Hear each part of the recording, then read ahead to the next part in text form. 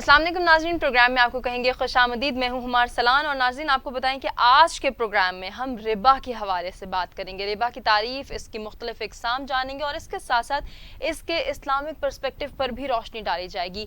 जानेंगे इस्लामी मौशी निज़ाम के नफाज में कौन कौन सी मुश्किलात हायल हैं या फिर ये कितना आसान है, इसका नफाज कैसे मुमकिन बनाया जा सकता है। और इसके साथ साथ हम ये भी गुफ्तगू करेंगे कि रिबा और सूद से पाक इस्लामी मौशी निज़ाम कितना ज़रूरी है, बिलखुसूस अगर बात की जाए पाकिस्तान के हवाले से। इसके अलावा रोशनी डाली जाएगी इस्लामी नज़रियाती कौंसिल की जानिब से सिफारिशात जो पेश की गई हैं उन पर क्या लाएअमल तय किया गया है, इस पर भी हम जानेंगे। और इस्लामी बैंकारी निज़ाम हमें क्या क्या फ़वाइद देता है, इस पर भी रोशनी डालेंगे। इस पर बात करने के लिए जो मेहमान हमारे साथ मौजूद हैं तारुफ कराएंगे और गुफ्तगू का आगाज़ करेंगे।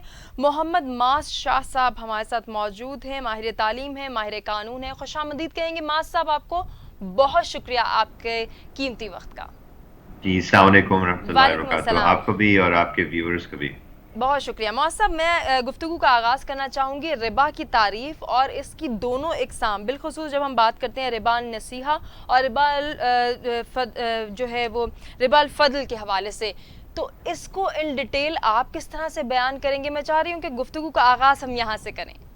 अच्छा, ये आपने बहुत पर्टिकुलर एक सवाल पूछा और मज़ेदार बात ये है कि जो पहले जो केस था उसके अंदर इसी के ऊपर जो है काफ़ी बहस हुई थी। जी जी। अगर मैं आपको याद दिलाऊं, जो पहला जो केस था, अगर लोगों को याद है, वो यूबीएल के अपील में आया था। वो जस्टिस तंजील उर रहमान, अल्लाह मग़फ़िरत फरमाए उनकी, उन्होंने जो है आमीन। फेडरल शरीयत कोर्ट में फैसला किया था कि रिबा को जो है बिल्कुल एलिमिनेट किया जाए। जी उसकी जी। अपील में जब गए थे तो 99 में ये सुप्रीम कोर्ट के पास गया। सुप्रीम कोर्ट नहीं, मतलब शरीयत अपीलेट बेंच, उनका एक डिवीजन है। वहाँ पे जो है जस्टिस वजीउद्दीन और दीगर जो जस्टिस थे उस वक्त, जी जी उन्होंने जी। इसको रिव्यू किया और उसने काफ़ी जो है आर्ग्यूमेंट सुने। एक जो ख़ास आर्ग्यूमेंट था वो यही वाला आर्ग्यूमेंट जो आपने बताया था। अच्छा, ये मैं लोगों को बता दूं, इसके अंदर माने ये हैं कि एक रिबा जो होता है वो होता है एक्सेसिव रिबा, जी जिसके जी। अंदर सब मिसाल अगर आपको दूं कि अगर मैं लाख रुपए किसी से लूं तो वो कहेगा यार अगले महीने की तारीख तक आप मुझे 2 लाख रुपए जी देंगे। जी। मतलब आपने पूरा 1 लाख रुपए जो है बढ़ा के किया। अच्छा, ये दूसरा जो रिबा जो आपने अभी मेंशन किया, रिबल फदल, और ये जो डिफरेंस है जी जी। इसके अंदर ये है कि वो कहते हैं कि देखें इन्फ्लेशन हो रहा है, ये हो रहा है, तो उस हिसाब से थोड़ा बहुत तो चलता है, मतलब 5%। तो अगर लाख रुपए मैं आपसे आपको दूंगा तो आप मुझे 1,05,000 अगले महीने दे दें, क्योंकि सही। 5% का वो कुछ वो होता है। तो ये रीजनेबिलिटी के अंदर आता है। सही। तो ये आर्ग्यूमेंट जो है वो पेश किया गया शरीयत अपीलेट बेंच को। इस बेसिस पे पेश किया गया, उन्होंने कहा कि देखें जो ऑर्डर आया है फेडरल शरीयत कोर्ट से पहला वाला, उसके अंदर जो है लिखा हुआ है कि रिबा तो बैन है, लेकिन रिबा किस किस्म का, वो जो है डेफिनेशन के ऊपर उन्होंने जो है वाज़े तौर पे सही तरीके से बयान किया, जिसके जो है काफ़ी कंफ्यूजन्स हो सकती हैं और काफ़ी क्लैरिटी हमें चाहिए। ऐसा ही। तो इस हिसाब से वो है, वो उनका एक मेजर आर्गुमेंट इसी बेसिस पे का, किस रिबा और रिबा क्या और इंटरेस्ट क्या है और यूजरी क्या है, ये एक ही चीज़ है, मुख्तलिफ है। वो कह रहे थे कि पहले वाला जो तंजीर रहमान वाला जो ऑर्डर था उसके अंदर ये चीज़ें वाज़े तौर पे बयान नहीं है। तो सही। उनका मेन आर्ग्यूमेंट मैं समझता हूँ दो थे, इसमें से एक ये था। दूसरा वाला जो मेन आर्ग्यूमेंट, अगर उनके हजारों पेजों के जो आप रिसर्च करें, जो मैंने थोड़ा बहुत किया हुआ है, उसके अंदर जो खास आर्ग्यूमेंट उनका ये था वो जुरिस्डिक्शन के ऊपर था। जुरिस्डिक्शन के ऊपर उन्होंने सवाल उठाया कि आप फेडरल शरीयत कोर्ट के इख्तियार बनते हैं कि वो बता सकते हैं कि रिबा को जो है इस तारीख के बाद नहीं होगा। सही। वो का ये कहना था कि ये फेडरल शरीयत कोर्ट इस तरीके से कर नहीं सकता, क्योंकि ये लेजिस्लेशन, ये मजलिस से शूरा की जो है इख्तियारात है, और वो जो है इसका कर सकते हैं। बेशक वो डायरेक्शन दें, बेशक वो इस तरीके से कहें, लेकिन इस किस्म का ऑर्डर देना कि आज की तारीख के बाद, 5 साल की तारीख के बाद अब नहीं होगा, सही। ये इनका बनता नहीं है। मजेदार बात है, ये खास मेन आर्ग्यूमेंट इसी पे था। आपको अगर मैं सच बताऊं, ये डेफिनेशन वाला आर्ग्यूमेंट उन्होंने ऐसे ही खेला था, ठीक। लेकिन वो भी जो है और ये जो दोनों जो रीजनिंग थी, एक चीज मैं क्लेरिफाई कर दूं, जी जी, ये जरूर जरूर। शरीयत अपीलेट बेंच में गया तो पहले वाले ने उनको ये रिजेक्ट कर दिया कि भाई ये ऐसे कोई ये इसमें वो वजन नहीं है, लेकिन दूसरा जो शरीयत अपीलेट बेंच बैठा था उसने इसी केस का रिव्यू किया, क्योंकि पहले में तो एक्चुअली उन्होंने पेश ही नहीं किया। इससे पहले मैं ये भी बता दूं, सही। आज की तारीख में आपको पता होगा वो जो अभी सुप्रीम कोर्ट में कल क्या हुआ है, तो हम्म। आपको पता है उन्होंने कहा कि हम शायद इस पूरी हियरिंग को जो है बॉयकॉट करेंगे। हम्म। तो आपको अगर मैं बता दूं, जो आपके व्यूअर्स हैं, जी जी। इसकी असल में स्ट्रैटेजी मैं आपको बताऊं लीगल तरीके से क्यों इसके थोड़े से माने होते हैं। हम्म। इसके माने जो पहले जो शरीयत अपीलेट बेंच बैठा था उसके अंदर गवर्नमेंट का अटॉर्नी जनरल आता ही नहीं था, सही। नोटिस का जवाब ही नहीं देता था, हम्म। क्योंकि उनको पता है अगर आएंगे तो मसला होगा, और ये कानूनी मतलब एक तो उनके बहुत वीक केस है, सही। दूसरा ये कि आवाम के सामने जो है वैसे ही वो गंदा हो जाएंगे। तो उन्होंने कहा हम्म। बंदा भेजो ही नहीं, हम बाद में इसको देखेंगे। बाद में आज देखेंगे। अच्छा, अच्छा। थोड़ा सा मां साहब, अगर हम इसके इस्लामिक पर्सपेक्टिव को भी देखें तो हम ये जानते हैं कि सूरह बकरा की आयत नंबर 275 में अल्लाह ताला ने वाज़ेह फरमाया है कि हमने सूद को हराम और तिजारत को हलाल किया। लेकिन हम ये देखते हैं कि तिजारती मामलात को भी देखा जाए, कारोबारी मामलात को भी देखा जाए, तो वहाँ भी हमें कहीं ना कहीं ये रिबा का अंसर नज़र आता है। हाई क्वालिटी चीज़ लेकर उसको लो क्वालिटी में तब्दील करके ट्रांसफ़र करना, या फिर हाई क्वालिटी कम्योडिटी को जो है वो उसमें मिलावट करके फिर उसको आगे डिलीवर करना। आप नहीं समझते कि ये तो बहुत आम है हमारे यहाँ?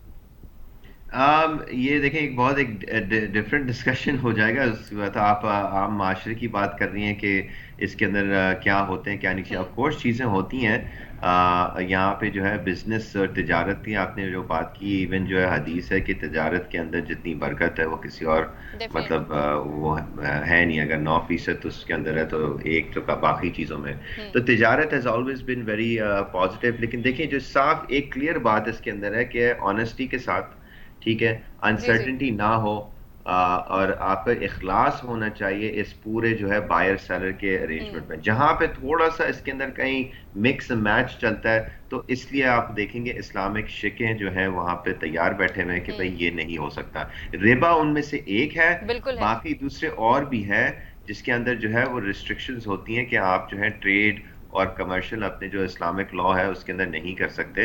सही। ये जो क्वालिटी वाली बात की एंड सो फोर्थ। तो हम्म। रिबा बिल्कुल जो है, आई मीन कुरान की आयत आपने कोट की, वो तो बहुत वाज़ेह तौर पे बयान है कि आप अल्लाह और उनके रसूल के साथ जंग कर रहे हैं। बेशक। तो दिस इज ये बहुत सख्त अल्फाज है, इस किस्म बिल्कुल। के अल्फाज कहीं और कुरान में लिखे ही नहीं है कोई वेरी और सही। मामलात के ऊपर। बेशक शराब भी हराम है, बेशक ये बिल्कुल। है, मैं उसमें भी नहीं आ रहा, लेकिन इस हम्म। किस्म के अल्फाज जो है इस्तेमाल रिबा के साथ खास हुए हैं, बिकॉज बिल्कुल, और रिबा इनको जो हमें है समझना भी इफेक्ट चाहिए। करता है वजह फरमाया आपने मां साहब। सोसाइटी एक के अंदर, एक और सोसाइटी जानिब के ऊपर जो में जी। इफेक्ट आता है वो है। जी जी। बिल्कुल मां साहब, एक और जानिब इशारा करना चाहूँगी। जब हम बात करते हैं इस्लामी नज़रियाती कौंसिल की सिफारिशात की, तो जी जब भी इस्लामी नज़रियाती कौंसिल की जानिब से कोई सिफारिश की जाए तो दस्तूर ये कहता है कि उसको सूबाई असम्बली में या फिर कौमी असम्बली में पेश किया जाए, और फिर हुकूमत उस पर पाबंद होती है कि उसका निफाज किया जाए, या फिर जो भी सिफारिश की गई है उसके मुताबिक तरमीम की जाए, कवानीन मुरतब किए जाएँ। लेकिन हम ये देख रहे हैं कि बारहा इस्लामी नज़रियाती कौंसिल की जानिब से सिफारिशात की जा रही हैं रिबा के ख़ात्मे के हवाले से, सूद से पाक निज़ाम के हवाले से, लेकिन हुकूमत है कि चुप साधे हुई है। आप इस पर क्या कमेंट करेंगे? अच्छा, मैं उस पर कमेंट करूँ, लेकिन एक बात मैं क्लियर कर लूँ। जो आपका पहले सवाल था ना, जी जो जी। दो इश्यूज थे, मैंने डेफिनेशन और जुरिस्डिक्शन की बात है, ये हम्म। जो अभी जो फैसला हुआ है इस साल, ये इसके अंदर दोनों बातों को वाजे तौर पे क्लेरिफाई कर दिया कि रिबा के माने ये हैं, तो हम्म। इस पे अब कोई सवाल नहीं है। और दूसरा ये कि जुरिस्डिक्शन के ऊपर भी उन्होंने क्लेरिफाई जस्टिफाई किया कि फेडरल शरीयत कोर्ट का इख्तियारात बनता है। सही। वो भी उन्होंने बहुत वाजे तौर पे बयान कर दिया, और मतलब खामोश कर दिया। और हम्म। इवन जो रीसेंट डिसीजन के अंदर आखिर में उन्होंने ये बात लिखी है कि इस केस को हमने इस नौयत तक पहुंचा दिया है कि अब इसकी अपील शायद बने भी नहीं सके, क्योंकि जो इश्यूज जो भी थे आपने रेज किए, ठीक है, हमने सुन लिया, अब वो भी हमने जो है एड्रेस कर लिया। जो आपका अभी जो सवाल है कि जी जी। इस्लामी नजरियाती काउंसिल का, ये भी एक लंबी गुफ्तगू है, लेकिन आप लोगों के जो व्यूअर्स हैं उनको बता दूं, इस्लामी नजरियाती काउंसिल के जो रूट्स हैं ना, वो हम्म। एक्चुअली फाउंडेशन ऑफ पाकिस्तान से शुरू है, यकीनन ऐसा। 1947 से। बिल्कुल। लेकिन क्योंकि जो है मामलात जो है उस वक्त बड़े संगीन हो गए थे, इस किस्म के काउंसिल का ऑफिशियल एस्टेब्लिशमेंट ऐसे नहीं हुआ, लेकिन कमेटीज बैठी थी। सही। कमेटीज जो है 1951 में पहली कमेटी बैठी थी, जिसके अंदर उनका काम ये था कि वो कवानीन देखें जो ब्रिटानिया से हम लेके आए थे, जो भी इंडिया से कॉन्स्टिट्यूशन ऑफ इंडिया 1935, उसको देखते हुए कि भाई जो क्या कहते हैं ऑब्जेक्टिव रेजोल्यूशंस हैं करारदाद मकासद के तहत ये क्या जो सारे लॉज हैं कहाँ कहाँ फिट होते भी हैं कि नहीं होते हैं, और ये आप हमें वाज़ेह तौर पे बयान करते हैं। उसके अंदर उलमा भी थे, जजेस भी थे, बिल्कुल सही। लॉयर्स भी थे। अच्छा, 1957 में फिर ये कमेटी शाई हुई। क्यों शाई हुई? क्योंकि उस वक्त जो है 56 का कॉन्स्टिट्यूशन आ गया। उन्होंने कहा इसको एक और बार देख लेते हैं। तो 56 का कॉन्स्टिट्यूशन को कमेटी में देखा, जिसके अंदर काफी लोग थे, जजेस और मौलाना, सारे नाम तो जो है मैं आपको नहीं सुना सकता। इसके नोटिफिकेशन भी आपको मिल जाएंगे गजट में। बिल्कुल और उनको ऐसे ही है। बताया गया कि इंजंक्शंस ऑफ इस्लाम के तहत आपको जो है 56 का कॉन्स्टिट्यूशन देखना होगा, और यकीनन। हमें रिकमेंडेशन देनी होगी जहां पे इस्लामिक नहीं है, और हम्म। जो लॉज हैं जो नहीं है यहाँ पे मौजूद, वो भी आप उसकी रिकमेंडेशन अच्छा, दें जैसे काफी मां वाज़ेह साहब तौर आप पे। 56 के उसके बाद कॉन्स्टिट्यूशन की बात करें तो उसके हाँ, बाद से अब तक हमने देखा कि बहुत बार मौशी निज़ाम को बदलने की कोशिशें की गई हैं, लेकिन वो कोशिश कहीं ना कहीं जो है रुक जाती है, कोई ना कोई ब्रेक आ जाता है या फिर वो फ्लॉज का शिकार हो जाती है, कोई खासा लाए अमल नहीं तय कर पाई। देखिए, वो आपकी बात पे मैं आता हूँ, लेकिन मैं मुकम्मल कर लूँ ये जी जी काउंसिल, नजरियाती काउंसिल का, because this is very important. जी जी जरूर। 1962 में जब बना तो 62 में अयूब खान ने एक काउंसिल, जिसके अंदर इस्लामी नजरियाती काउंसिल शाये किया ऑफिशियली, और उनका भी एक काम था। उनको 7 साल लगे, और 7 साल के आखिर में जब उनकी पहली रिपोर्ट आई थी 1969 में, उन्होंने कहा रिबा को फौरी तौर पर आप खत्म करें। जी। फिर उन्होंने 1970 ये अगेन रिपीट किया, 71 में रिपीट किया, और फिर उसके बाद जो है जब तक ज़ियाउल हक साहब नहीं आए थे तो फिर काउंसिल एम्पावर नहीं हुई थी इस काम में। उस वक्त भी उन्होंने बहुत एक 1980s में एक किताब छाप जो है पूरा निज़ाम को किस तरह से रिबा फ्री करवाना है, क्योंकि आप साफ बताऊं उस वक्त जो है इस्लामिक बैंकिंग जो है, जो मॉडर्न निज़ाम है, वो क्रिएट ही नहीं हुआ। नहीं हुआ और था मैं ये भी बिल्कुल। आपके जो है व्यूअर्स को बता दूं, पूरे दुनिया में पहला मॉडर्न इस्लामिक बैंक पाकिस्तान में शाये हुआ है जनवरी 1 1980 में। सही। उसके बाद यहां से इस्लामिक बैंकिंग गई है, और आज जो आपको पता है, आपके व्यूअर्स को भी शौक होगा, इस्लामिक बैंकिंग यहां पैदा हुई है, लेकिन उसका कैपिटल आज आपको पता है कहाँ है? बैरूनी मुल्क, और वो भी एक गैर इस्लामी मुल्क, लंदन में है। लंदन में खोला हुआ है। लंदन में सबसे ज्यादा दुनिया में इस्लामिक बैंकिंग होती है, और आपको पता है क्यों? बिकॉज वहां पे वो कह रहे हैं कि ये अरब लोगों के पास जो इतने करोड़ों और अरब जायदाद है, यहाँ लेके आए, हम शरिया कंप्लाइंट बनाते हैं ताकि ये भी खुश हो। और सही। आपको मां पता है साहब ये मैं वेरी सारे जो क्विकली आपसे बड़े जानना बड़े चाहूंगी, बड़े टीम्स थे, इंफॉर्मेटिव इन्वेस्टमेंट्स डिस्कशन थे रही। इंग्लैंड में, वो मां साहब इस्लामिक मैं बैंक के जरिए के जी जी फाइनेंस हुए हैं। देखिए, मैं असल में इस्लामी नजरियाती काउंसिल के ऊपर वापस आके बस एक वो खत्म करता हूँ। उन्होंने इस बार भी जो है जो रिकमेंडेशन वही की है कि हम एक कमेटी फॉर्म करें, और लिटरली अभी नोटिफिकेशन आया फाइनेंस डिवीजन के साथ कि टास्क फोर्स फॉर्म करने के बिल्कुल। अंदर, और उस टास्क फोर्स जो है उनको असाइन किया गया, ये अभी पिछले हफ्ते हुआ है, बिल्कुल ऐसे ही 28 19 जून को, जुलाई के बिल्कुल ऐसे अंदर। ही है। और फेडरल मिनिस्टर ऑफ फाइनेंस उसका चेयरपर्सन होगा, और बाकी दीगर अफराद जो है, मुफ्ती तकी उस्मानी भी इसमें है, जी जी बिल्कुल और है। डॉक्टर मोहम्मद अच्छा, हुसैन आप अकबर, समझते और हैं, वेरी काफी क्विकली मैं आपसे जानना चाहूंगी मां साहब, ये टास्क फोर्स जो है वो बेहतरी ला सकेगी या फिर इस्लामी मौशी निज़ाम का नफाज मुमकिन बना सकेगी?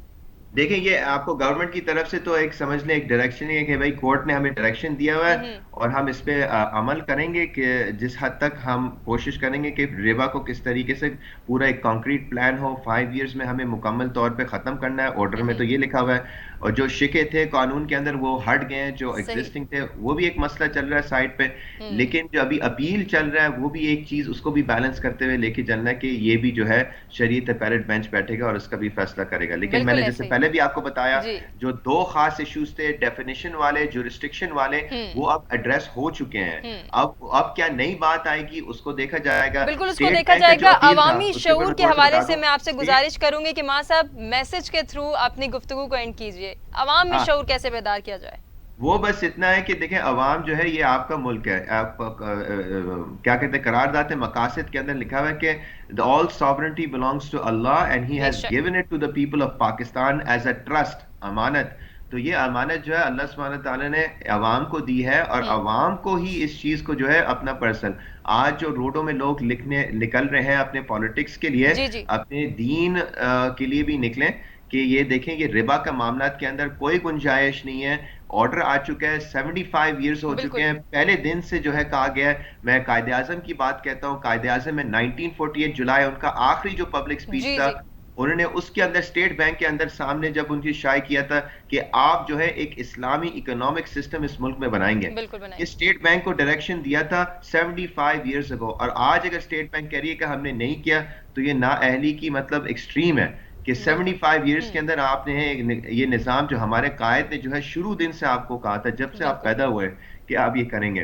तो ये यकीनन। एक्सक्यूजेस बहुत हो गए, 5 साल बहुत टाइम है, ये कर सकते हैं। यहाँ बिल्कुल, हमने आपको एक इस्लामिक खातिर बैंकिंग ख्वाह पूरी दुनिया लाए-अमल में तय पैदा करना की है, होगा। तो क्यों कर सकते हैं। बहुत ही खूबसूरत डिस्कशन आपके साथ रही। बहुत शुक्रिया अदा करना चाहेंगे मोहम्मद माशरा साहब हमारे साथ मौजूद थे, माहिर तालीम, माहिर कानून हैं आप, और आपके साथ रिबा के हवाले से हमने डिस्कशन की। नाज़रीन, अपने प्रोग्राम को इख्तिताम की जानिब ले जाने से पहले सिर्फ एक दुआ कि जब हम बात करते हैं, अल्लाह ताला हमें ये तौफीक अता फरमाए कि हम शऊर उजागर करने में एक पहल कर सकें, एक शम्मा जला सकें। तो अवामी शऊर बेदार करना वक्त की अहम ज़रूरत है। आवाम भी ये जाने कि रिबा और सूद से पाक मौशी निज़ाम हम किस तरह से जो है वो इसके निफास को मुमकिन बना सकते हैं। इसी दुआ के साथ आपसे चाहेंगे इजाज़त, अपना ख्याल रखिएगा, अल्लाह ने के बाद।